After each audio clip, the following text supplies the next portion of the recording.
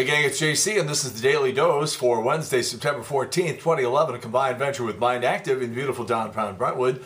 Great television archives, top of the page, our eye candy feature, Speaking Sexually with Dr. Kathy Naughton. New edition is down there, and our rock and roll poll question in the corner. But first, you still want to argue with me about fall being the best season? Look at this outside. It's like dark, it's pouring ass rain, there's lightning, there's thunder, it's disgusting outside. The low temperature, like when you get up tomorrow morning, they're saying the temperature could be 42 degrees colder than that if you live out in the valley or something like that. This is ridiculous. It's supposed to be 85 again on Monday, but I'm sorry. I'm just signing off on this discussion. I'm never having this discussion with anybody again about autumn allegedly being the best season, you know, for anything. I'm trying to give myself a little more light here. Dark. It's, 10:30 in the morning, and it's like, practically the street lights are almost coming back on. All right, rock and roll poll question from yesterday. A new survey indicates many domestic beer companies are experiencing record losses. Has the sale of Anheuser-Busch altered your choice of beer purchases? Number one answer at 33%, yes. I used to be loyal to the AB brand, but not anymore. But right behind it at 31%, no, I still prefer AB products. I don't drink beer at number 3 at 18%, and the answer that I thought was going to be number 1, it just shows I get real surprised by these things every once in a while. Only 18% of you said, I think a lot of microbrews are awesome, and that's the determining factor in my choices. I stopped drinking beer for the most part about a year and a half, maybe 2 years ago. I drink wine now, but I used to drink, well, let's not get into that discussion about how much I used to drink. All right, today's rock and roll poll question. I didn't even think of this until yesterday, and when I said it, everybody in the room went, holy cow. So I figured this would be a good rock and roll poll question. On Monday night, here's what's going to be on TV. You're going to have the Charlie Sheen roast on Comedy Central. You're going to have the debut of Ashton Kutcher on 2.5 Men, and you're going to have your St. Louis Rams at the Giants. And all this stuff is going to be on TV at the same time. So our question, which will get the majority of your attention? All right, that's our rock and roll poll question. Please answer in the corner. We'll have results for you tomorrow here on jcontheline.com and on the Daily Dose. All right, so we got a day game in Philadelphia today. Cardinals still 4.5 out. I think they're teasing us. They're playing with us. They're toying with our emotions. You got the final party in the park today. Doesn't look like that's going to go very well. You have the Balloon Glow on Friday night. That'll be a chilly night, but not cold.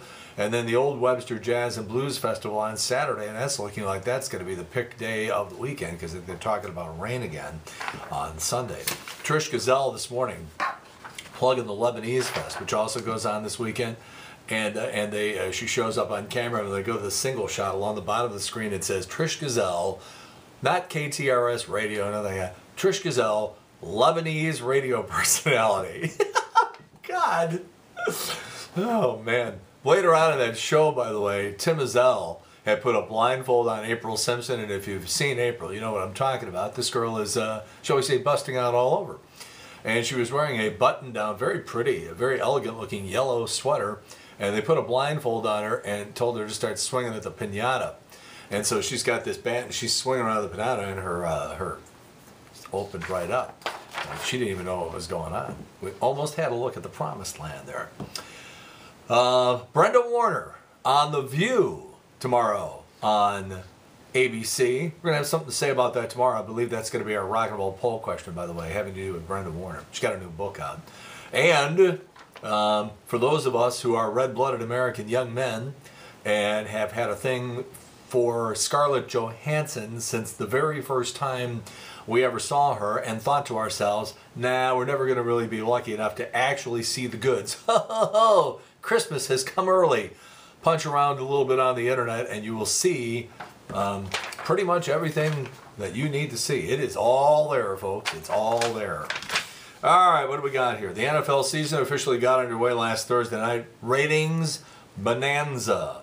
It took, well, actually, if you count the pregame, postgame shows, plus the games themselves, they took 6 spots in the ratings. So they're doing great there. The Thursday opener between the Giants and the Saints, I'm sorry, between the Saints and Green Bay, was seen by more than 27 million people.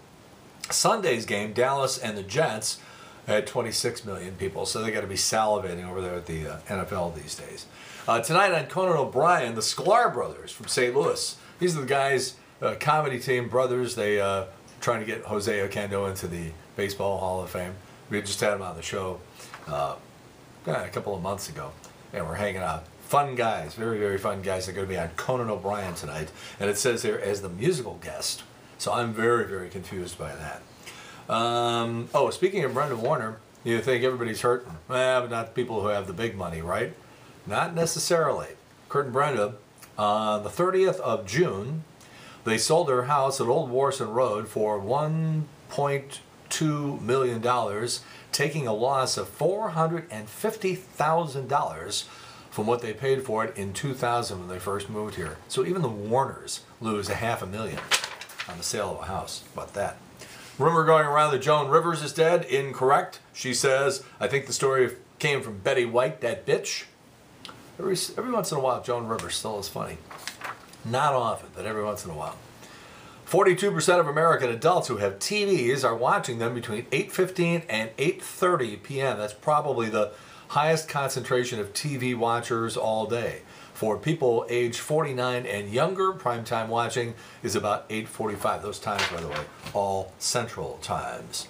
Pumpkin prices could be way up this Halloween because of Hurricane Irene. Screwed up the crop. Shortage of pumpkins. Price will probably be up. Bristol Palin wasn't very nice to Levi Johnston in her book, so now it's his turn. He's got a book out, and he says that, number one, they used to screw all the time. Number two, they were specifically trying to get pregnant. That's how she got pregnant. It wasn't an accident. And three, that one of the reasons Bristol Palin did get married or get pregnant is because she was jealous of her mother still having babies. She thought that her mother was too old to be having babies. She thought she was the one that should have been having babies. I'll believe anything at this point, or not believe as the case may be.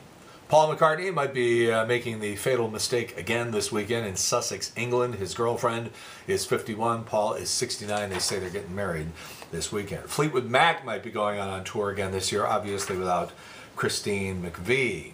Yeah, right. All right. Mad Men star John Hamm had the job of a set dresser on porn flicks. Christopher Walken, one of his first jobs was a lion tamer. Sean Connery once was a bodybuilder. Hugh Jackman once worked as a clown at children's parties. Steve Buscemi used to work for the New York Fire Department. Warren Beatty's first theater job was killing rats.